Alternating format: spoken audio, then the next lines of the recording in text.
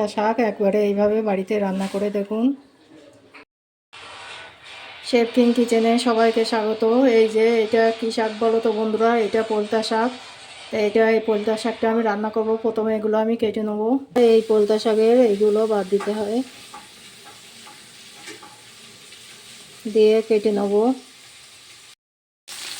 পোলতা শাক আর আলুগুলো আমি এইভাবে কেটে নিয়েছি। এবার একটু লবণ মাখিয়ে রেখে দেবো।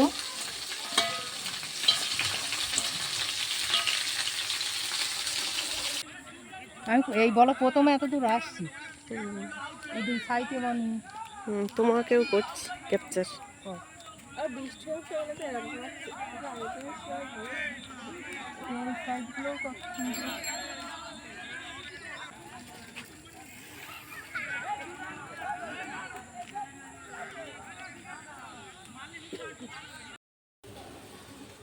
এই পোলতা শাকটা লবণ দিয়ে মাখার কারণে একদম নরম হয়ে গিয়েছে, আর তেতেও একটু কম লাগবে। এবার এটা রান্না করে নেব।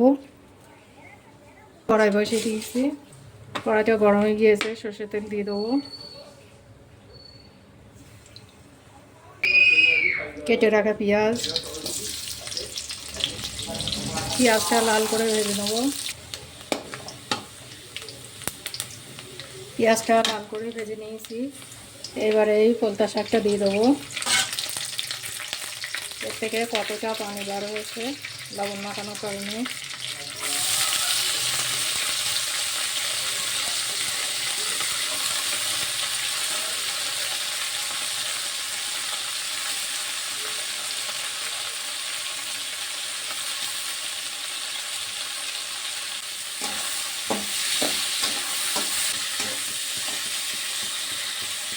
যেহেতু এতে লবণ দেওয়াই ছিল মাখানো, সেজন্য লবণ আর দেবো না। হলুদ, অল্প একটু আদা রসুন বাটা, কাতলা মাছ, চিংড়ি মাছ,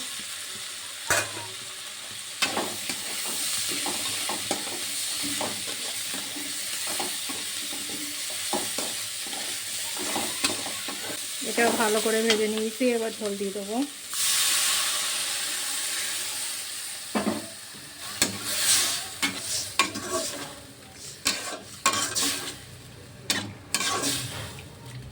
ঝোলটা কমিয়ে নেবো, ঢাকনি দিয়ে দেবো না, দিলে তিতো লাগবে বেশি।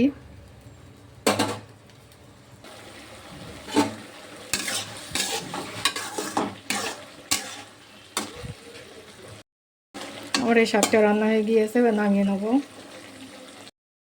আমার এই রান্নাটা যদি আপনাদের ভালো লাগে থাকে প্লিজ একটা লাইক করবেন।